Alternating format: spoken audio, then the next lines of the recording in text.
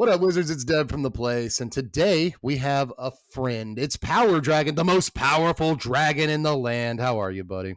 Hey, it's good, because why wouldn't we be? We get to talk about new cards, this time Final Fantasy. So we probably have new people here. And for the record, we're probably two of the more positive channels you're going to follow on a daily basis. Generally. So while we're here, we're going to be talking about some overrated cards. We're not trying to trash things. We're just trying to slow things down if you're a little overhyped on something so we could talk about them. Yeah, just talk about it. You know, we're going to put our spy cats on, not spy cats. Spy cats. I see people confused in the overrated, in the overrated comment sections.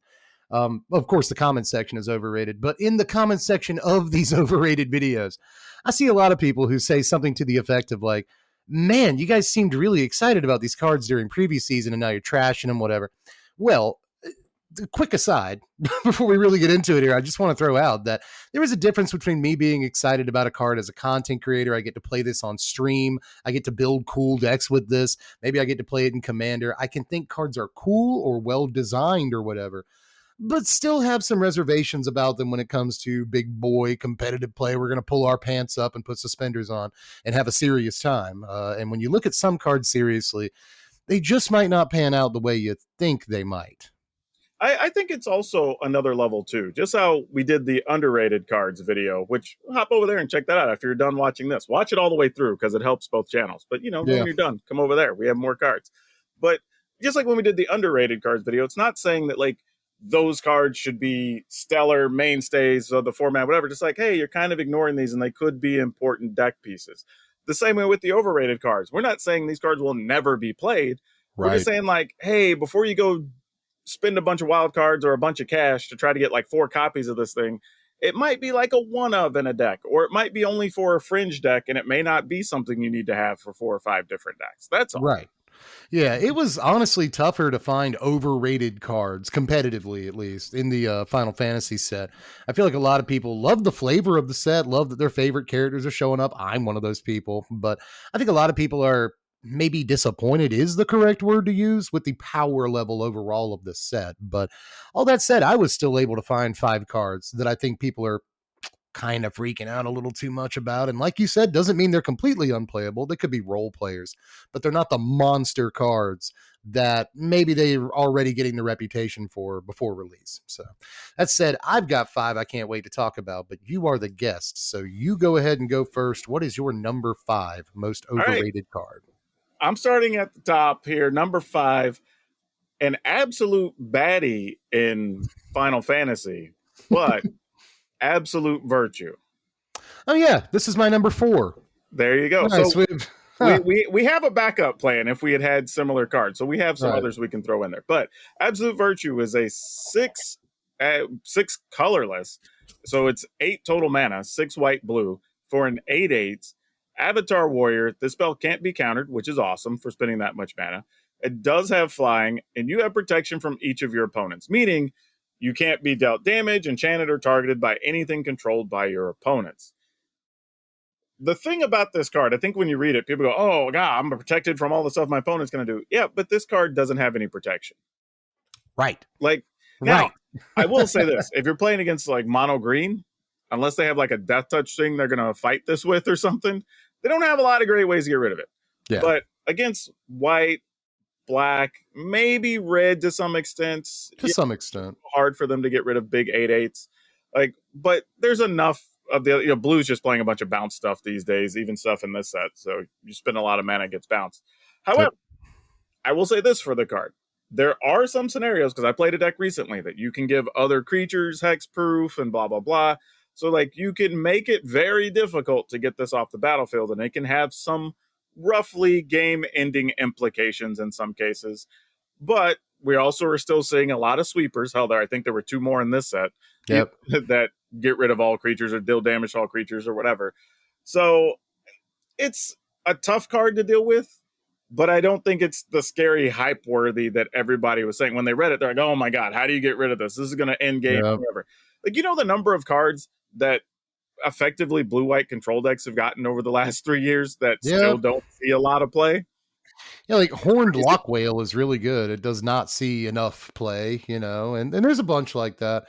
I think that I was basically going to say the same thing you did about this card. It's like, yeah, you have protection from everything. It doesn't this card. And like it just gets, even if you got it for 4 mana with a Zombify or something, like you still lose mana value when your opponent go for the throats it and like or get lost it. I'm not a big fan of the dies to removal argument, but this does die to a lot of really important removal in the format. It does, like you said, get bounced by the blue decks or whatever. And I just, if you're gonna reanimate something or cheat something into play, it's gonna be, I don't know, like 5 or 6 creatures I can think of before this. A few of them in this set. So a lot of people have said, I've seen the same conversations. A lot of people have said, like, new blue white control finisher. Nah, man, there's like 8 better control finishers in this. I mean, here's the thing we talk about, right? At 8 mana, a real discussion. I don't know the answer. We'll have to talk about it and see how it plays out in standard. But for 8 mana, is this better than Summon Knight of the Round? Nope. You know what I mean? Like Nope. like you get a 3/3 indestructible and 3 2/2s at a minimum if you do that. So if they do find a way to get rid of your creature, you at least still have 3 blockers, right? Like I mean, would I rather have Knight of the Round? Like probably. Like I would say 8 times out of 10, something like that. Yeah, there's obviously spots where Virtue is going to be the better card, but Knights of Round is going to be the better card most of the time. If you're reanimating, wouldn't you rather have like probably 6 or 7 other creatures? Realistically, right, Atraxa. Yeah, that's what I'm saying. There's a whole pile, right? Yeah. So I don't know. Like I think, don't be wrong, still really good, and there's going to be a couple of decks that if you do get this out, they're going to have a hell of a time getting rid of it. So it's going to still win some games. Don't get me wrong, but I don't know if this is the automatic end boss that everybody wants it to be. No, I don't think so either. No. But I think we're at my number 5 here. Let's take a look at Traveling Chocobo, a card that I do want to like. This is 3 mana, 2 and a green for a 3/2 bird. Look at the top card of your library anytime. You may play lands and cast bird spells from the top of your library. If a land or bird you control entering the battlefield causes a triggered ability of a permanent you control to trigger, that ability triggers an additional time. So a little bird harmonicon here. That is the best part of the card, the final line of text, because it doubles up, landfall triggers. And that's pretty good, especially in like landfall commander decks. In standard, I'm going to go ahead and use the dies to removal argument again, while noting that sometimes it's not that a card just dies to removal. It's that a card costs 2 mana to die to all of the removal that's played in standard. And this does, this dies to burst lightning, torch the tower, cut down, nowhere to run, like you name it. Every single removal spell kills this, which wouldn't be a big deal if it was a 1 or 2 drop, but you spent your entire turn 3 on this card and you were hoping to set up the rest of the game with it. That can be foiled by 1 mana on the very same turn that you cast it. And I just think, especially if people are new around here, like they're Final Fantasy hogs, and they haven't played much Magic or whatever. It sounds like a trite argument to be like, did you know there's removal spells, dummy? But in this case, I think that when you see a creature that dies to all of the most commonly played removal, I would just rather play any number of green 3-drops, even in the landfall deck, than this thing. And for the birds deck, I think people are going to, what about the birds deck? The birds deck, this probably goes in and is the worst card in. There's like Bart's and Boko. There's Side Quest Raise a Chocobo. There's the 4 mana Legend in Bant that's a bird and does stuff with your birds. I think every card for the bird deck, including random birds that aren't even Chocobos that we already had in standard, are better than this card. So I personally don't see it outside of Commander, at least. Yeah, I do think there's some cases in Commander and maybe even a couple of copies and some older format stuff. Just getting to look at your top card, getting to play lands off the top, like that's going to be useful in some things. I like my real nitpicky thing is honestly the fact that we didn't get saddle on any chocobos. Like what the hell? Oh yeah, good point. Like the whole literally the version of Final Fantasy that had the chocobo racing. I never even finished because all I did was chocobo race all the damn time, trying to win 100 races to get the stupid golden chocobo. The gold chocobo, you have to breed up to it. So I'm like, come on, man. Like, why did we not get even one that had saddle? Like, I don't, because I did the search. I went into Scryfall, I was like, search saddle, chocobo, nothing. So like how is that a thing? That's a perfectly understandable and correct thing to be upset about. So I didn't even think about that, but we should have gotten that. Yes. Now that being said, this is kind of a good example of where I think a card can be good and still be overhyped, right? Yeah, yeah, And I yeah. think that's where we're at on this card. I think it's still useful, like you're saying, if you're playing any of the landfall decks, any of the bird decks, whatever. Like this card's still going to be a key player in those. Now I don't know if you play 4 of, but it might be a 2 or a 3 of. But it still has uses. I would have rather seen it be a 2-3 or Yeah, even I just like a want a little more 1-4, toughness. Yep. make it more in line with like previous cards we've had like this, where we can play extra cards off the top, or you play a land, you gain a life, blah, blah, whatever. We've had various versions that let you play lands off top of your library and get something. That would have been a little nicer. But like, yeah, this is a good example, I think, where you can't say a card is trash. It still has uses and it'll still Yeah. be a key player in the deck. Because like you're saying, in the chocobo decks, I mean, if you can trigger those chocobo abilities 2 times or 3 times in a turn, well, yeah, all your stuff's going to be like +4 when they're Right. attacking. Like, So I it's think that there are actually better arguments for this card on turn 4 oh, sure, than sure. turn 3, right? Because it's at least gonna give you the value, right? You can play it, and then before your opponent gets priority to remove it, you can play a land. That'll put double landfall triggers on the stack. Your chocobos attack more that better for more that turn. So, on turns where you can get some value out of it, sure. But ultimately, people have called it Courser of Krufix. Courser of Krufix had 4 toughness Yeah, and it was gained a life. 2-4 Like, even. Yeah. yeah. And this isn't any of that, dude. So I don't know. I want to be more excited for it, but me Yeah, saying that, go ahead. I think what you're saying there is that it's a turn 4 play more than a turn 3 play is very accurate. Yeah. And not only that, you can probably have a card to potentially protect it as well, right? Yeah. Whether Yeah. it gives Yeah. it hexproof or gives it +1/+1, or it's a giant growth or whatever the case is, Right. right? There's things you could protect it with on turn 4 that you can on turn 3. And it would be really unfortunate to play it on turn 3. And the only value you really got was just seeing what your top card was, Yeah. That's right? it, man. So you play it on turn 4, hopefully get to trigger stuff once or twice, maybe play a land off the top to get you a card ahead, and then Yeah. you can kind of move forward with the game from there. Yeah, I kind of like this on 4, not only because of the attack implications and the value implications, but because if you play it on 3, you don't get another land drop out of it. Whereas if you play it on 4, you get another look at a land drop, and like you don't have to play the one out of your hand; you can just play the one on top. So there's a lot of good things about this on 4, but I'm not convinced that Birds is a deck. You know what I mean? Yeah, it may But not be. you It may know, not be. but still, I think that people are hyped about this because it's. I believe there's a serialized gold chocobo. There's like 8 different versions of the art on this card because there's a black one, a pink one, a green one, the yellow one. So, people are excited about all the different versions of it and stuff. And I think that might be giving some people the wrong idea about power level, you know. But what is your number 4, my friend? This, I'm kind of looking at my list again, but of all the things on here, this is probably the one that I've seen hype the most that I kind of went, eh. But Hope Estheim. It's a blue-white Oh no, I love this 2/2 card. lifelink. At the beginning of your end step, each opponent mills X cards, where X is the amount of life you gain this turn. My biggest issue, because I think for what the card does, it's actually fine, right? It's a 2-mana 2/2. It's lifelink. It has upside. But my issue is when people are talking about like this being the centerpiece to their mill deck. And the reality is, like, you don't really play life gain cards in your mill deck Not really. because everything's either defensive, trying to wipe the board, bounce things, or milling stuff. That's how you mill your opponent out quickly. So, how often would you get to attack with this? First off, to even have its own ability, mill for 2 extra cards, because you probably need it to block. I mean, to be Yeah, honest, you're probably not attacking, and it's only at the beginning of your end step. So using it as a blocker doesn't. I mean, you gain 2 life when you block, but you don't get sure. the mill option.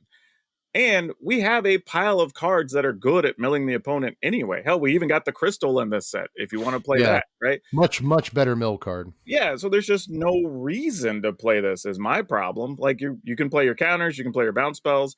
You've still got Jace. You've got the artifact from whatever Aether Drift or whatever was a thing, right? Yeah, yeah, monument, river turn monument. You have all these awesome cards already. Like, where would this fit? Is kind of the issue because you don't play creatures, so literally all their removal is just going to target this one card Yep. because you have nothing else to hit other than chase most of the time. Like all So your own sweepers take it off the board too. yeah, So so just like I like it. I think the concept is neat. But even if I'm playing a life gain or lifelink deck, I'm not worrying about milling the opponent. I'm just attacking and killing them. So it's a weird combination of abilities that I'm kind of just like, I mean, maybe it creates a new deck, and that's cool. But as it stands, I don't know where this card would go. I don't think this is a standard playable card at all. I think the deck building restrictions are a little bit too much. Like you said, you'll have to worry about doing two things. So you're already kind of off focus there. You have to gain life and, you're probably milling them too. You could put this in a strictly life gain deck that does almost nothing but gain life. And then I guess you can mill them a little bit, but it's just not a great mill piece in standard. I really, really like this card, but as a brew around commander more than anything Yes. else. And maybe Yeah. we'll do something in brawl, you know what I mean? But in standard, as there's 4 copies of hope in the stack and a bunch of weird life gain effects. No, it will never happen. Not in a million years, dude. But as a cool commander, I'm all for hope. I think he's great there. But yeah, standard literally 0 stars. Yeah, and I'm with you there. I put Brawl and Commander in the same thing. So when I say Commander, Yeah. assume Brawl is also included in that pile. Right. But there I do agree. It's a 2-mana Commander. Now all that stuff you have that gains life, which could just be other creatures with lifelink, it could be spells that prevent damage, gain life, whatever. And then each opponent mills. So now you're milling everybody every time you gain life. Even if this never attacks, you can have angels with flying. You can just have enchantments that you gain life every turn, whatever the case is. And now you're getting to mill everybody for a card. Now you might be helping some of your opponents because there's Dredge and Reanimator and whatever, all the stuff people play. But regardless, you're at least getting to mill out everybody and get a little extra value there. But as far as standard goes, yeah, I don't expect this to have much impact. No. The best case scenario I can think of in standard for this is sort of a piece in the Hinterland Sanctifier decks that might also play Case of the Uneaten Feast and Life Creed Duo. These decks that they have a bunch of really small creatures that all have life gain triggers on them.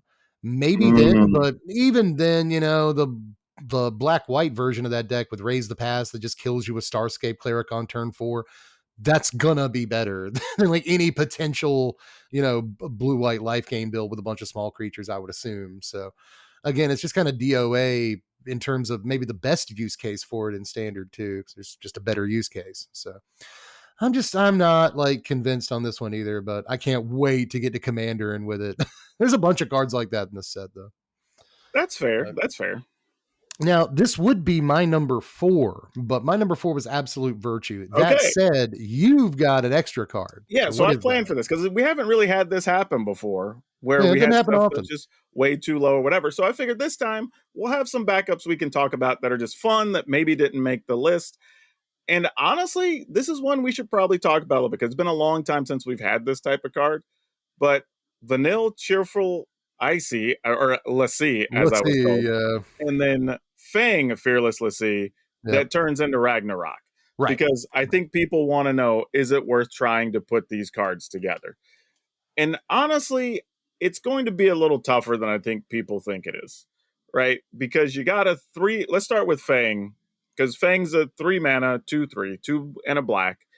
Whenever one or more cards leaves your graveyard, you draw a card, you lose 1 life. The ability triggers once each turn.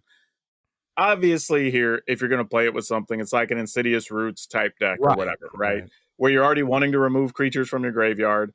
Maybe you're playing the green enchantment that when a creature leaves, you get to gain a life, all this stuff. It kind of fits a different deck, and you can just play the card by itself. And it's I think Fang is actually okay by itself. It's not a bad card.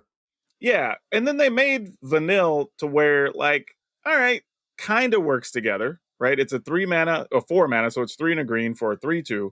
When it enters, you mill 2 cards, return a permanent card from your graveyard to your hand.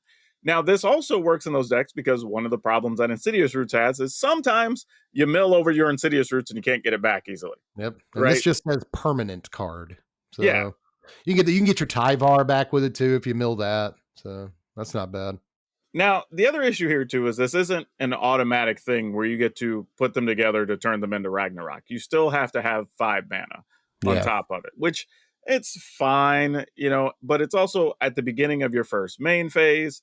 So it's like, you don't automatically, your opponent can respond to it. Right. So they're pretty fragile creatures too, where your 4 mana 3/2, is the key ability to get you to flip to the backside. Now, Ragnarok itself, baller of a creature. Oh, insane. Yeah, absolutely Yeah. crazy. I mean, 7/6, vigilance, menace, trample, reach, haste. That's a lot of abilities. That's a delicious keyword soup. Yeah, and then when it dies, destroy target permanent and return target non-legendary permanent from your graveyard to the battlefield. So even with it dies, it takes something with it and it returns something else. Yep. Hell, it could be half of your combo to get this over again if you want it to be, right? Yeah. So that's the thing. But I think realistically, it's kind of an okay creature, but to get to the point where you can get to the back takes a lot of work. And I don't know if the decks that can do it are going to want to play more than 1 or 2 copies of each of these, which makes it even more complicated. Yeah, I would say if Roots plays these, it'll be 1 copy of each. Yeah. Although I think Fang is pretty good in those decks. But No problem. Vanille's not terrible either. She's kind of, if you tilt your head sideways and read her just right, she's kind of an eternal witness kind of thing.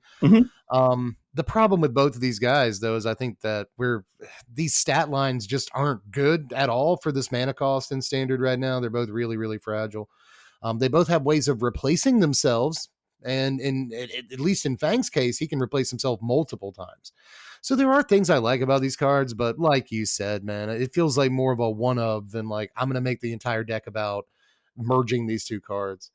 And honestly, the merge, I don't think is what's important. I think Wizards has acknowledged with the design on Ragnarok how hard it is to get them merged. Like, oh, you have to have 2 creatures in play for enough turns, and you have to be able to like pay the mana without getting blown out right then and there. So if you do get to merge them, you should be handsomely rewarded, and you are. But honestly, I think both cards are kind of okay by themselves, but not in a way that makes you want to play a bunch of copies of them. Yeah, agreed. So yeah, good sort of, on the bench call off there. I like that. But I think can we do my number 3, I suppose then? Yeah, go for it. My number 3 is a card. Look, I don't think that all the hardcore spikes are flipping out about this one, but it is one that I've seen an odd amount of support for this previous season. It is Summoner's Grimoire. This is 4 mana. It's 3 and a green for an equipment with job select, but you can otherwise equip it for 3 mana. Equipped creature is a shaman in addition to its other types and has, whenever this creature attacks, you may put a creature card from your hand onto the battlefield. If that card is an enchantment card, it enters tapped and attacking. So I could see where this kind of elvish piper, or really it's more congruent to Kona, who is currently in standard right now. It's a lot more like that card. I could see why this would, get people excited. But the creature, first of all, has to attack. So your opponent has an entire turn to deal with your 4 mana 1/1 before it attacks. And when it does attack, you still have to actually have something in your hand to drop off of it, which is easier said than done. People are saying that you can play, Bahamut and Knights of Round and stuff off of this. And you absolutely can, but we've had tricks available like this in standard for a while, and they are poopy and doopy. They are just content creator cards more than anything. They're the kind of thing that you or I will build and play on stream and try to do the thing, but you'll never see a card like this at the top table, at least in my opinion. Yeah, I get it. I get the appeal. The problem is this isn't one of those equipments that target creature gets +2/+2 or +1/+1. Like, you literally just have a 1/1. That's it. That needs to survive, and then maybe you get something. What I would like to offer people is another option of this. There's a card that came out in Duskmorn, and it was Kona. I think Friendly Beastie or Beastie Befriender, something like that. I was just talking about Kona. Yeah, it's a 4 mana 4/3, and if it's tapped during the start of your second main phase, you get to just put a permanent from your hand onto the battlefield. There's a lot of ways to tap creatures. You can tap creatures to pay cost. You can tap creatures for vehicles. Yep. And to be honest, that fits a perfect curve, right? We have the World Wagon for 3. Yep. So you go ahead and play World Wagon, get your land into play. Now you have a guaranteed 4 mana. Next turn, you just play Kona, tap Kona to the World Wagon. You also get to tap for at least or 5, attacking, and you get to put something from your hand onto the battlefield. Yep. So like, that's way better, and it can work the same turn you play Kona, right? So your opponent's tapped out, you play Kona, you tap, you get your free thing. Whereas this, where you would play Kona, instead you're playing Summoner's Grimoire. You're telegraphing to your opponent like, I'm Yeah. about to do shenanigans, opponent. Like, you got one turn to stop the One shenanigans, turn. Yep. right? That's basically what it is. Like, this card is a definite sign of shenanigans. That's what we say on my channel, right? When you Right. see something that's abnormal and you know something stupid's coming behind it, right? There's some cards in Magic that when you see them, there's always shenanigans. This is going to be one of those cards. Yep. So yeah, I'm with you. I think the ability is very strong. If there was some way that maybe you had something else that give creatures haste that's on the battlefield already, something like that, then like maybe we can probably make a contrived situation for it. But just on face value, I would rather go with something more consistent like the Kona situation or whatever, because I at Yeah. least get a 4/3 body to fight with or block with if I need to. Yeah, and like you said, I think the big thing with Kona is that you can kind of spring it on your opponent, and you'll really, unless you can, like you said, give something haste, like you really can't ever spring this on your opponent. They know that it's happening. I think the counter argument for most people is going to be that it also equips for 3. So if I play my Summoner's Grimoire and they kill my 1/1, then when my next turn rolls around, I can just pay 3 mana, equip this to something else. Well, you have to have something else to equip it to. You have to not get blown out when you try to equip it to the second thing. And if you do, if your opponent has a cut down, go for the throat, whatever, the removal spell, when you try to suit it up to a different creature, then suddenly you've spent a total of 7 mana on this card so far. If you want to equip it to something else, you're going to have to spend a total of 10 mana in installments, but still, you have made the last 2 turns of Magic the Gathering all about trying to make this card work, and it is so easy to shut down that I don't think it's going to be worth the investment in most games. Yeah, I'm with you. Even then, it's like if you're doing all that, you're still holding the 6, 8, 9 mana thing you were hoping to get to play for free this whole time, right? So you're not even playing cards to advance your game state. You're just hoping that the Grimoire gets through and does what it's supposed to do. And if it doesn't, you've just got a dead card in your hand. You've got like Yeah, a dead 7 mana card you can't play, and that's really bad. So, I like that you can equip it and it's not as easily killable. The equipment itself is not as easily killable as, say, a Kona or a creature like sure, that. But absolutely. I mean, again, there are arguments I think people will use. I just don't think they're very strong arguments. The card costs a lot of mana. It's very intensive, and it actually needs to line up multiple things in order for it to work the way you want to. And I just think there's better ways to get I there. will say this, though. If there's a card I want to be wrong about, I'd love to see the shenanigans that come with this one. Oh, yeah, absolutely. Yeah. Just because we think a card's overrated doesn't mean we want it to fail. Yeah, for Different sure. things. But we are on your number 3, I believe now. What's Okay, that? this is the one I think, if it's number 1 on your list, it might be this card. Mm-hmm. But the card that everybody who's been around for a minute, the old unks, want this Dark Confidant to be playable. Oh, Dark Confidant. Okay. Not on my Oh, list. surprising. All right. So Nope. Dark Confidant, it's a 2 mana. It's 1 and a black for a 2/1 human wizard. At the beginning of your upkeep, reveal the top card of your library and put that card in your hand. You lose life equal to its mana value. I have a few reasons. Okay, first off, for those of you that are new and you don't really know, maybe you're new to the game as a whole. You're going to hear people talk about Dark Confidant and be like, why do they call it Bob? Well, once upon a time, a It's guy Bob named Meyer Bob Jr. Maher won a major Magic tournament. Woo! And one of the special tournaments they used to run is that if you won, you got to design a Magic card. And you worked with R&D, they made a card and it had your likeness. So we referred to the cards that the players made as the name of the players. That's Bob. So yeah. Now, since then, the artwork's changed a couple times, whatever. The thing is, though, when this card was good, you were playing very low to the ground black decks, right? You were playing a lot of like 1 and 2 mana things. So even if you lost some life, it wasn't that big a deal. Now, a lot of the good black cards outside of maybe like the discard decks are fairly costly, right? You can't play this with like the Black Room and take 8 life, right? Like that's crazy. You're not going to want to take 4 from playing Archfiend. You're not going to want to take 4 from playing Shieldred. Right now, it does play pretty nice with Shieldred. At least you get to gain some life back on the thing you draw potentially, right? Oh, and you just put it in your hand, so you don't even get to gain the life actually. So that doesn't even work. It's not even a Yeah. draw. Yeah. It does. It's So not a draw. yeah, it's just, and you're playing against like a format that has the mono red stuff, that has the Boros stuff, has the is it aggro, right? Every bit of life is tough.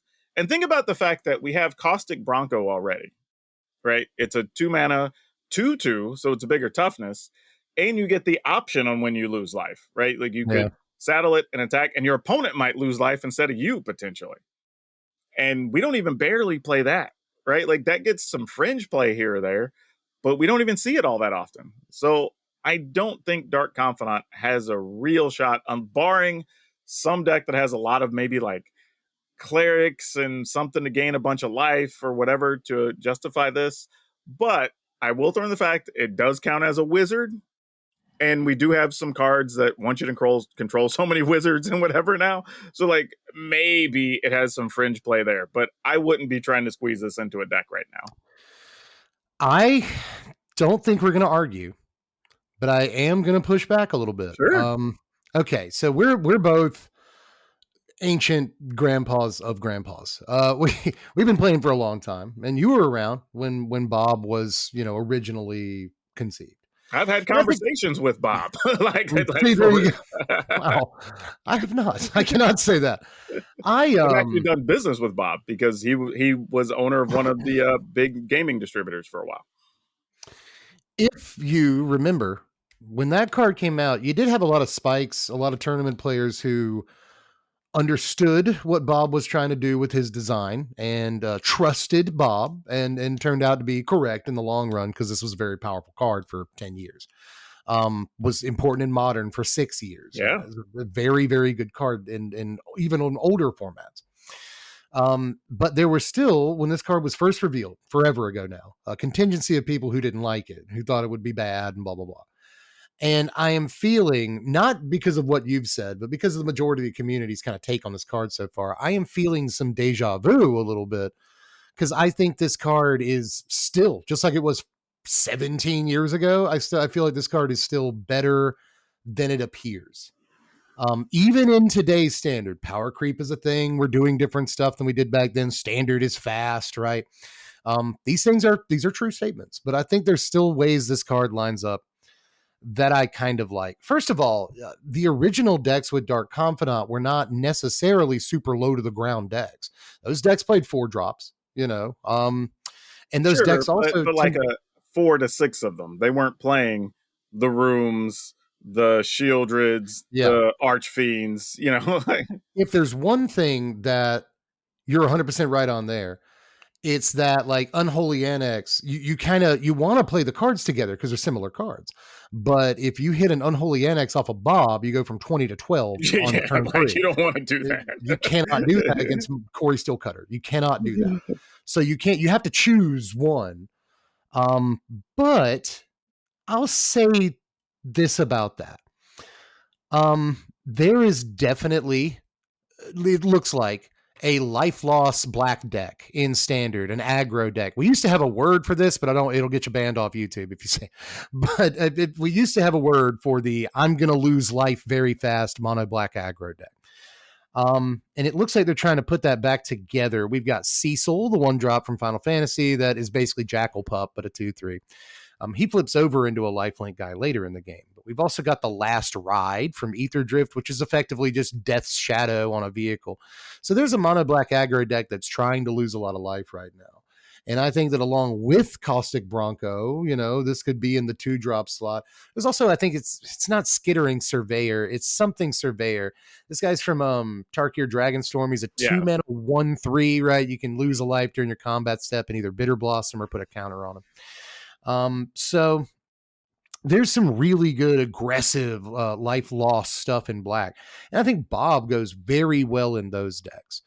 Back in the day, Bob went in a lot of decks that had high land counts. You want to hit lands with Bob. And I think that there is an argument for a Jund landfall deck right now in standard. that plays Iridescent Vine Lasher, and the new common red thing, Sala Tender or whatever it's called, that has the same ability as Iridescent Vine Lasher when it landfalls. We've got Lumra, Aftermath Analyst, all these cards. Titan, Summon Titan is in this set. All these cards will put a bunch of lands from your graveyard back into your into play. So these are decks that tend to play landfall in general, tends to play really high land counts.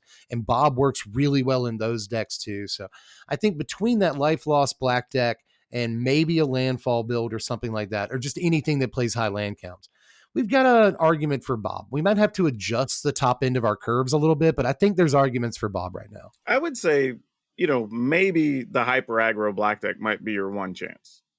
But even then, I still don't think this card becomes as ubiquitous as it used to be. Like I said, it used to be in a lot of decks. There was Rakdos decks that were playing it. There was blue black decks that were playing it. Like just Golgari, Jund. It was a big card in Jund for a while. So many decks were playing this card. But even now, I don't even know if I want it in my landfall deck. The idea of hitting one of my 4 Illumras is still rough. Pretty bad. Like 6/6. This thing is, I don't know if I'm playing 4 Lumras, but I'm playing a bunch of Titans in that deck. Titans like 5 mana. So I get your point. That's what I'm saying. Like, it's still rough in a world with all these other aggro decks, right? Like, where does it fit? So now I think you're right. It can show up in a deck and still be very good. I just think it's not the hype worthy, like, I'm playing black, I have to really put this on the block for consideration like you used to.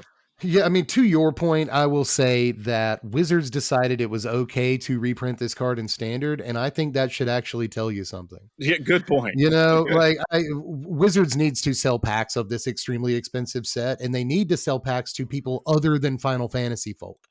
So with that in mind, hey, especially if you are a Final Fantasy person, I haven't played Magic in 10 years, but I like Final Fantasy, so I'm going to check this set out. And so, Dark Confidant. Oh, well, when I was playing Magic 10 years ago, that was a good card, so it must still be good. Again, I think that there's multiple reasons why putting this card in the set will sell some packs, but it's also extremely safe to do it. You know what I mean? But one last thing I want to say is that you were saying Caustic Bronco has only seen like fringe play, but there have been spots in Standard where Caustic Bronco has been a really good Magic card. Sure. I think this is actually like way better than Caustic Bronco.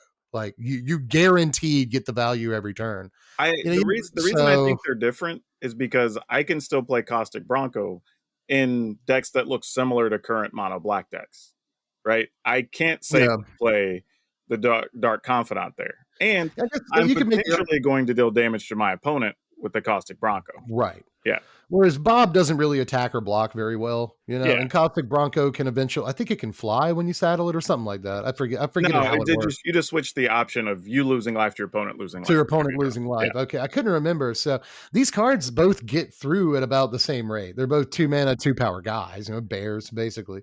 So I guess if you can get through with Bronco, you can get through with Bob. You know what I mean? So I don't know. Bob is not a card you want to block with, whereas Caustic Bronco is the kind of thing where, okay, I'll block with this. I guess it won't matter. You know what I mean? Yeah. But with Bob, you want that value every turn, and he gives it to you. So I don't know, man. I just push back a little bit. I think Bob will have a spot. Hey, we got to have those discussions, to be fair. Right. So what? Oh, I'm on my number 2. Yep, you're number 2. So my number 2 is Terra, Magical Adept. This is one of my favorite Final Fantasy characters of all time. 3 mana, 1 a red and a green for a 4/2 legendary human wizard warrior. When she enters, mill 5 cards. Put up to 1 enchantment card milled this way into your hand. She also has Trance. 4 red, green tap, exile her, return it to the battlefield transformed, activate as a sorcery. You get Esper Terra, a 6/6 flyer. On chapter 1, 2, and 3, create a token that's a copy of a non-legendary enchantment you control. It gains haste. If it's a saga, put up to 3 lore counters on it. Sacrifice it at the beginning of your next end step. That's an interesting ability, but there's also chapter 4 here, which adds double Wooburg. And then you exile Terra, transformer, she comes back, and you get to mill 5 and get an enchantment and blah, blah, blah. So the best thing about it is the fact that it has that ETB trigger. I think mill 5 is a huge mill. It's absolutely enormous. And that could benefit a lot of decks, from Delirium to anything trying to play out of its graveyard. You just don't see a lot of creatures that are 3 mana mill 5s. It gives you a little bit of value when it comes into play, not just the mill, but the enchantment in your hand. It trades somewhat well in combat, but does die to a lot of removal. In some ways, the front half of this feels like a balanced, okay Magic card. but I just don't think you're ever actually going to get to the trance mode. It's 6 mana at sorcery speed. You can be blown entirely out by just burst lightning, and you've wasted your entire turn doing that. I don't hate all of these things that transform, and I don't hate Terra. Again, I think the front half is great. And if you ever get the back half, shenanigans, right? A lot of stuff can go on, so much that it's hard to get into because, you put 3 lore counters on the saga. That means you can hit any chapter of it. That's gross. Every turn you get a copy of a thing. That's potentially very nasty, especially with 3 blind mice, and you know how that works. There are some cool things about the card, but this is one of those that you will never ever flip over. I think like 9 times out of 10 you're not going to flip this card over. Literally a 90 something percent rate. And I don't know that the front half is good enough to justify it. I don't know where it goes necessarily. Teamer, I don't know. What is it? Where does this card go? What does it do? Naya Legends, that's a deck. What does it actually do there? I don't know what the card does. Basically, where does this card go? Yeah, that's sort of my issue here. Also, I wonder what the random choice was to make a lot of these legends have 6 mana and tap as part of their transform costs. I don't like it, just feels like an arbitrary number, regardless of the size of the creature or what the impact is. You see, it's from Final Fantasy VI. That's what I thought, but it's so that would be a dumb reason for it to be 6 I didn't mana, check but the other ones, but I don't think they're all from Final Fantasy VI that have the 6 costs. But yeah, the interesting thing here though is I'm with you, right? Because my first thought was, all right, what decks need things in the graveyard? Well, like you're saying, you could play it in some type of delirium deck, right? Just mill 5, probably hit delirium. Maybe I hit a fear of missing out or whatever that I could return this can to hit my fear hand. of missing out. Like, That'd be okay, good. that's reasonable, but is that what that deck also wants to spend 3 mana on for a 4/2? Like, maybe, but those decks are good without this, so I don't know. Like, Right. And then it was like, okay, let's say I am able to ramp up a little bit. I can actually flip this. What does my board state look like after I flip this? Right? Like, if I spent the first couple of turns ramping so that I can get to the trance cost, well, I really don't have anything to copy when I do flip it. So, Yeah. like, it's just like a weird mix of things to where I think you're almost just playing the front side in some deck that happens to have a couple of handfuls, maybe 6 or 8 enchantments that are useful. And then you just get that benefit later in the game, potentially, is Yeah. probably where this goes. Now, again, Commander might be something wild with this, right? Could be. You could Could build be. around this, Brawl, there's probably a few different things. But for Standard, it feels like such an investment to not really guarantee much. You get a Yeah. solid blocker as a 4/2, I guess, as part of the She trade. trades with a lot. Yeah, Yeah. and you didn't lose a card because you returned something to your hand, so that's viable. But if I'm playing the Saga deck, I would probably play 2 of these just because, but I feel like you need 1 or 2 very specific decks to take real advantage of the card. Yeah. Otherwise, you're just playing it for the mill option. Right. And I think that is, like you said, the Gruul deck with like fear of missing out. That is probably the best hit off of this in the relatively early game. But I don't know, man. I just feel like those decks don't want to spend their entire turn 3 on one mediocre-ish kind of card. So I mean, I guess you can get an Overlord. yeah, you can grab an Overlord with it. Yeah, I mean, like, that's I mean, something. that's fine. Yeah, There's plenty of good enchantments in yeah, Standard. Standard is actually a kind of enchantment heavy format in some ways, but this can get everything down to like a Storm Chaser's talent. And on turn yeah. 4, you play at the same turn. Like there's some cool stuff, but ultimately, man, every card replaces itself when it ETBs now. You see how good Magic cards are now? I'm just Yeah, not they're sure. great. I'm not sure this like stacks up to the rest of the pancakes. And so, what is your Number 2. number 2? Yeah, what do we got? Number 2, this one I made my list because I usually at least try to find some card that I'm like, okay, what's going for a really good amount of money, and I can't really explain it. This one, because that to me is like the definition of overhyped. Right. Right. And believe me, when they watch the other videos of things we had that were overhyped last time, there's a couple that we made good calls on. But Tellah Great Sage, 3 Heart. blue-red for a 3/3 human wizard. Whenever you cast a non-creature spell, you create a 1/1 hero creature token. If 4 mana was spent to cast a spell, you draw 2 cards. If 8 mana was spent, then you sacrifice this card and it deals that much damage to each opponent. great set of abilities. Oh The yeah. problem is, first off, it's a 5 mana 3/3. Like, we need it to at least be a 2/4, a 3/4. Hell, I would have taken a 1/5 over a Yeah. 3/3, A one right? five would have been slightly more. I mean, it would have been flavor. Like a 1/4 would have been flavor. Yeah, I something don't. I like don't that. see. I've played Final Fantasy IV a million times. It's like one of my favorite FFs, and I do not see Tellah as a 3/3.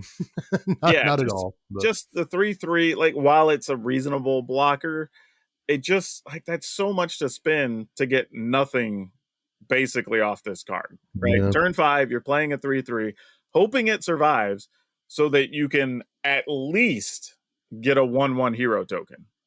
Right? You're not even guaranteed to get to draw cards or anything else if your hand doesn't yeah. set up right. You're just hoping for that. A Like, 5 mana young pyromancer. yeah, You I'm just know. like, I don't know. And then I started thinking, okay, well, what decks want this? All right, if we're playing the Spells Matter Wizards deck, we're probably lower to the ground using like the new, was it Vivint or whatever? And, you know, Oh yeah, the legend. yeah. Yeah, And we have a legend bunch of matter others. You lady. still have Balathor, whatever, all these other cards that like pump whenever you play one. You have all the prowess creatures. So, like, you're probably not even playing this in those decks. So, it doesn't fit there. You're not playing it in the control piles because at 5 mana, we just got a dragon last set that lets you play a free card from the graveyard. Right? Like, and you get a 4 Yeah, 5 flyer. So, like, why would you spend 5 mana on this guy? Like, it's just way worse. So I'm just like, I don't even know what deck this would fit in because it doesn't fit comfortably in the mid-rangey decks. Because again, you're probably playing overlords and other stuff or whatever. It doesn't fit the control decks because you just have better sweepers, you have dragons, you get whatever. It doesn't fit the aggro decks because you have way more efficient things you can kill people with in blue red right now. So I'm just like, what are we doing with it for now? It might be a one or two of in some decks, and then it's probably like a $4 card. You're right. But I don't think it's a $12 to $16 card like I'm seeing on a lot of websites. I don't know. And I yeah, will say there's a sub mechanic here with like the pay 4 or pay 8 that I did remind people we have some raccoons from last year that care about paying 4 or paying 8. So maybe there's yeah. some teamer pile where that's a thing. But even then, I don't think you're playing more than one or two copies of Tellah in that. I just don't. Yeah. I don't think that there's a single person who is excited for this card in standard. I just checked Scryfall. It is going for, like you said, it's going for about 15, 16 Yeah, bucks. crazy, crazy. And there's a lot of explanations for that. I think the big one is Commander. This is a fun, not just Commander, but 99 in the Commander or in Hmm. the slots of, Locust God, Niv Mizzet Paran, even Vivi Ornitier, who is in this set. This is a great little is it 99 card, or just put in your command zone and have a good time. It's not often that you see a young pyromancer that can hit your command zone. So there's some really good stuff about this in Commander. And it's also, in case you haven't played FF4, maybe I won't say everyone's favorite wizard of all time in the Final Fantasy series, but it is a lot of people's favorite wizard in the history of a series that has like a wizard in every single game. Oh, sure. You And know, that's one of the things so I pointed out early in the season, also to my YouTube members, 'cause I do extra videos for them, is that there are some cards that the value is going to be a little bit artificially increased because people are just collecting and want certain yep, cards. Like, yep. I have People, my wife's friend reached out and said, "Hey, is there any chance you could get me?" And she can give me a list of cards that she wants to get. She didn't even play Magic. Doesn't even play Final Fantasy anymore, but played a while ago. And it's exciting for her to just own these cards of her favorite characters. So I and get it. I get it. yep. Tellah is like Gandalf, basically. Mhm. But he will probably follow a similar pricing structure as all the Gandalf cards from the Lord of the Rings set. Right? They printed that one into the ground. And now most of the Gandalfs from that set are like, 50 cents or whatever. And I'm pretty sure that Tellah is going to be the same way. Maybe because he is played in Is It decks in Commander, he keeps a value of, like you said, $2 to $4, something like Yeah, that. But, $4 reasonable. Even $5 maybe. But I like, don't go I, spending more than $10 on this card right now. It's just I not want worth to it. address this. I've seen people, more than one person, like confused about the fact that we talk about pricing at all during these videos because it's the preseason. Sure. And don't you know cards are going to go down when the set comes out? Yeah, we know that cards are going to go down. Yeah, some go But down, there some is go up. That's the way it some works. go up, Yeah. right? But most for the most part, cards go down, Yeah. especially in a set this hype. And this set's going to be opened like crazy and printed like crazy. So if you want singles from it, I would wait 6 months and then buy your singles. But we know cards are going to go down once the set comes out, but there are some cards that are hard to justify the price of even in pre-order season.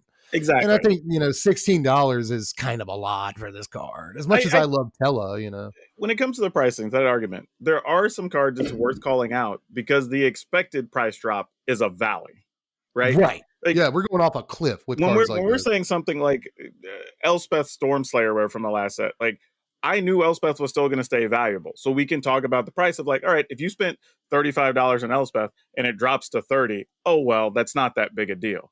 But if you go spend $15 on a card that's very likely to be a $4 card, well, that's 75% of your value or Yep. whatever. Well, 60% of your value, but like still, that's a huge drop by comparison.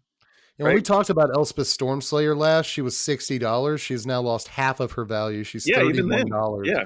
So yeah, it happens. It happens. But $31 is still chase rare for a set. Right? Like level pricing. So either way, altogether, yeah, that's too much for a Tellah. I think everyone should wait if they want their Tellah because they want to play it in Commander or something. Wait until it's like $2 because I think it will be. But yeah, that I can't even really say much about that card in Standard because it's just like super obviously not a standard playable card. But, we are on my number one, and I wonder if it's your number one. Might my be. number one is Buster Sword. This is 3 mana. No. Okay. Yeah, well, that's good then. 3 mana, equip 2. Equipped creature gets +3/+2. Whenever a equipped creature deals combat damage to a player, draw a card. Then you may cast a spell from your hand with mana value less than or equal to that damage without paying its mana cost. I just did the speed run set review the other night on Twitch, and when I got to this card, I kind of poo-pooed on it a little bit, and there was a guy in chat, or a person in chat, I don't know their gender, who was like, what's bad about this card? This card's amazing. What's wrong with you? You know what I mean?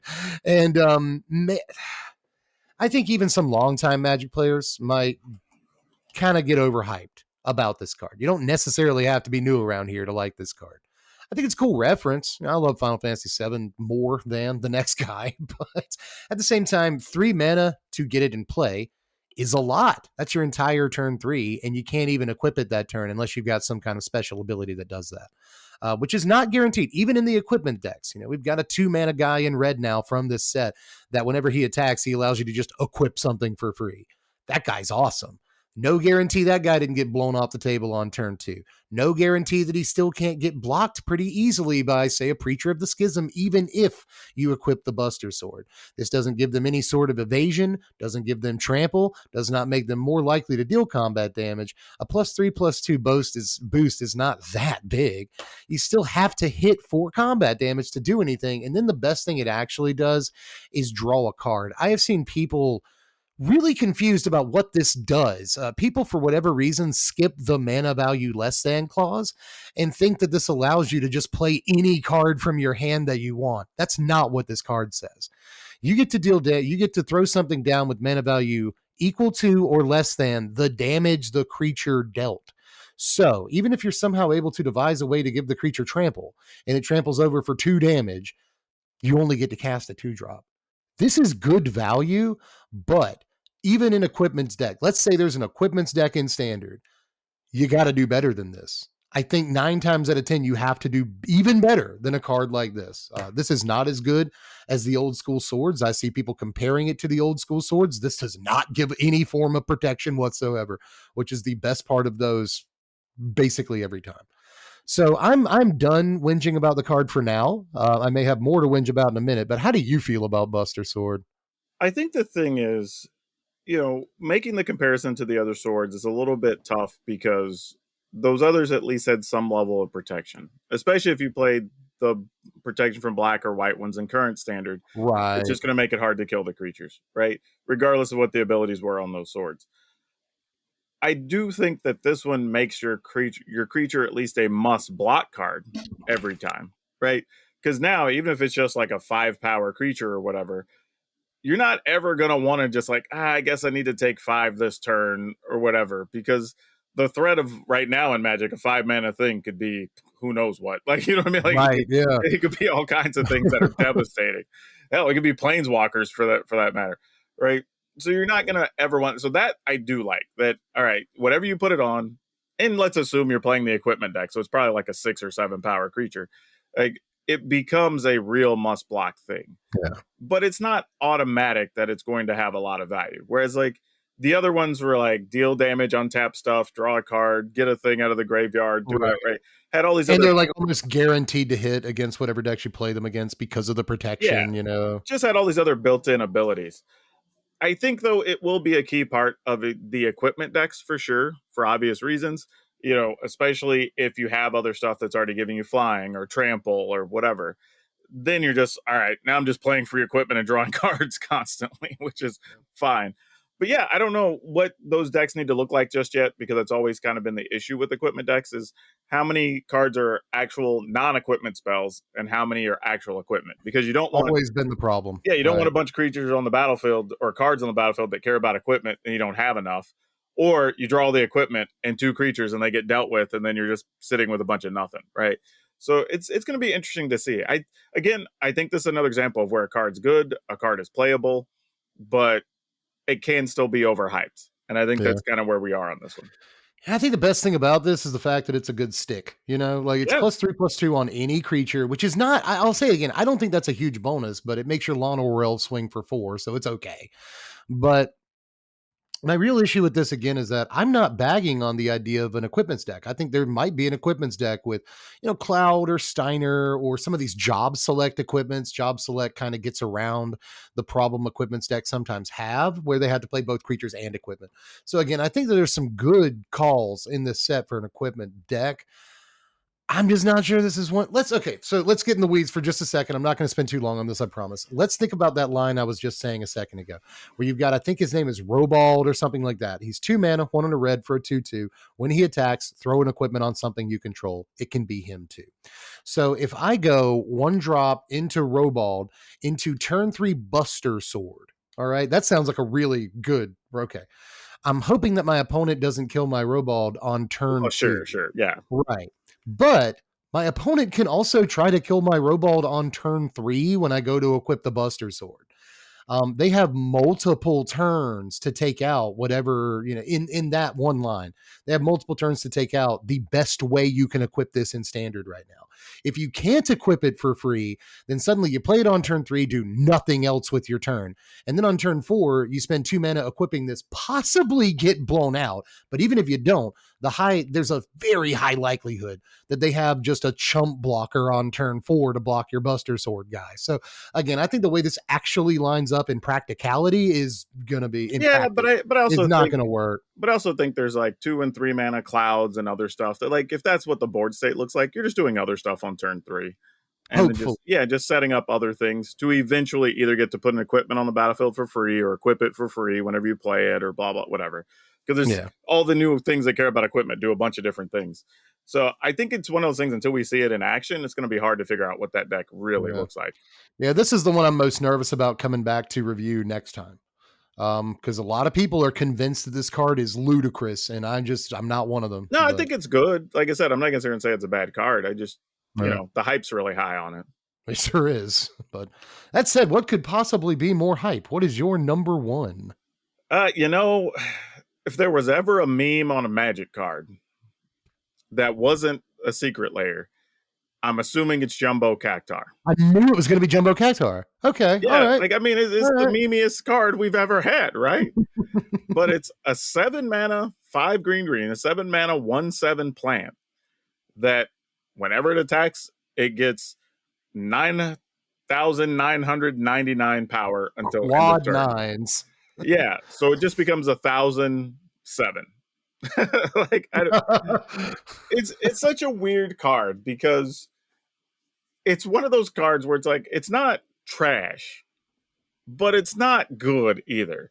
Oh, this card's trash. And in Commander and Standard, rather, this card is absolute rubbish. The thing is, like, I can see silly combo-y things you can do with it. Like, there's ways to fling it.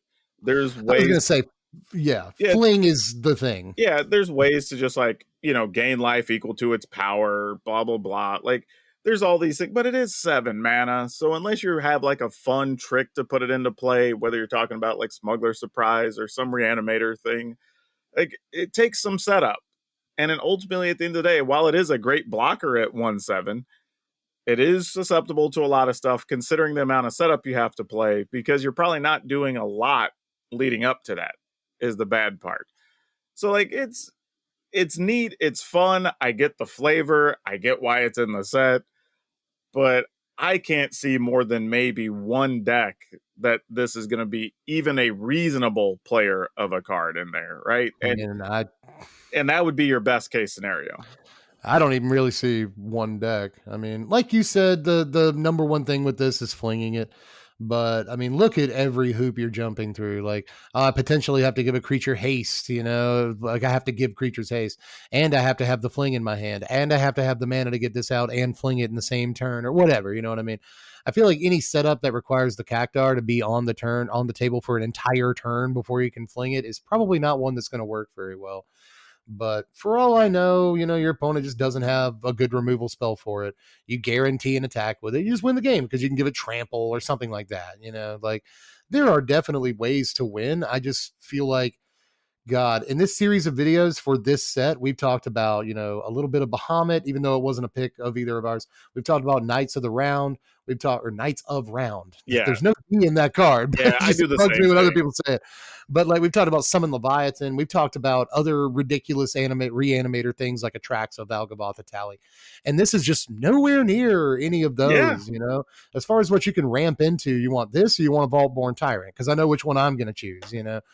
This is a meme. And I think that if somebody does like land this on the commander table and they hit you for 10,000 damage or whatever, like let them have their moment. That was probably really, really cool for them. But in standard, this is not. Yeah, don't be wrong. It's great. The idea that I could give it trample and just like smash somebody for 1,000 is exciting. Sounds cool. But like, I guess it's just like a random number. Like it doesn't, you know what I mean? Like it doesn't matter if this said 500, if this said 800, if this says 10,000. It's once you're over like 100, it's almost always the same thing. Right? Yeah, exactly. I think that's the point of this card is that this is actually functionally not that different than a Gigantosaur or something. You know what I mean? Like just a creature with enormous power that doesn't do too much more. And I think that's the design team's lesson here is that you can literally put 10,000 power on a creature. And if it costs too much and doesn't have any other abilities, then it's kind of garbage. Honestly, it's not that good. What's the what is it? It's the green-white creature, something in Maverin. It's like the 14-2 or whatever it is. Galta and Maverin, yeah. Like that's better than this. And you possibly either get other creatures or you get to pump the creature power of your thing or whatever, right? Like why? It's just that's the thing is this is for the dreamers because literally any other way you could spend 7 mana in standard is probably going to get you more than this card gets you, but you land that punch. You can feel really good about that. Like I did this is another one of those content creator cards. This is something you and I might sleeve up on the arena to try to do something cool with, but I do not recommend doing that. No, I might make like a fun video one time because it'll make for a fun short to smash somebody for like 1,000. But like I'm not making a real deck out of it. Yeah. Right. Yeah, for 10,000. But like it's a $20 card right now. That's crazy. Oh my God, really? Holy crap. 15 was the lowest I found when I went looking. Wow. It's 21 on Scryfall. That's what they've got to list. That's insane. Yeah, I'm like it's like what are this is doing? This is a 50 cents card. That's insane. At best, it's like a $3 card. At best case scenario. So like I just don't get it. You know, and again, this is why it makes a list. Like it's going for hype on some different sites. Honestly, anything more than $3 is too much for this. It just is. Like honestly, that's pushing it. You know, yeah, that's what I'm saying. $3 is still high. That's what I'm saying. Like anything more than $3, too much. Just put it this way: a few days ago on TCG Player, I ordered a Sedgemoor Witch for $1 and a Monastery Mentor for $1. There you go. Those are both 50,000 times better. Literally, 999 times better than this, and they're $1. I mean, all I'm saying is I've spent $1 or $2 on way better cards than this. Like, so I don't even know if it's worth that much. Coming back to our early example, we talked about Elspeth was like 50 and now settled at like 35. Yeah, you only lost $15. You buy a cactuar, you're gonna basically lose all your $20. You're gonna lose your whole nut on that. That's what I'm saying. You're gonna lose more than you would have lost on an Elspeth. Hell, you could buy 4 cactuars or I guess like 2.5 Elspeths Yeah. You know what I mean? Right. Like, Look at it that way. yeah, Yeah. like it just doesn't make any sense. Like, just don't, just don't. It's It's a like fun card. It's, I get it. The meme, we're all in, right? Like we are all in on the meme, but like we can't, man. We just can't. you can literally buy like a super cheap, like the cheapest version of, well, not quite. Okay, never mind. I'm wrong. I was going to say you can buy the cheapest version of Ristic Study, or you could buy this card, but Ristic Study is still like $10 more than this guy. But anyway, anyway, that is, I suppose, it for this one, everybody. If you'd like to, and I think you probably would, if you want to cleanse your palate of the negativity, then you can go over to PowrDragn's channel and check out the underrated cards from this set. Because as much as we think some of these are overhyped, there are plenty of cards we don't think people are paying enough attention Oh, to. so So many. again, yeah. If you want to see us in our sort of normal state as content creators talking about all the cool stuff you can do with cards that people haven't really paid attention to, that's the video for you. Go jump over to his channel and subscribe while you're at it. I'll leave a link in the description, but I'm also going to let him tell you where to find him. Yeah, you should come over to our channel. It's PowrDragn, PowrDragn. And honestly, we're on 5.5 years of videos every day. So you should come over. There's always something new. We cover a lot of different stuff. If you want to learn about Standard, especially if you're new to Final Fantasy and Magic, come on over and have some fun. Yep, do it, guys. Just about the only one of the only people that puts out daily content. What did you just hit 3,000 videos on your channel in just Yeah, like 5 like a years? week or two ago. Yeah. God, nobody works harder than this dude. Go reward him. Go watch his videos. He is a national treasure and a gem of the internet. Go check out Maybe among PowrDragn. Magic players. I don't know about the internet. Well, if they knew you, they'd love you. Either way, guys, on your way out, I'm going to steal a phrase from you. Actually, hit all the things that make the dings. I really like that. See, he's got some clever turn of phrases too. That's what That's you not guys even like about mine. me. I think I got that from Elder Dragon Hijinks. I think maybe might have been where I Oh, listen, man, I should know that. I watch Ailey's channel like all the time. But in any case, do the YouTube stuff, as we say. Hit the button shaped like a thumb. You can't miss it.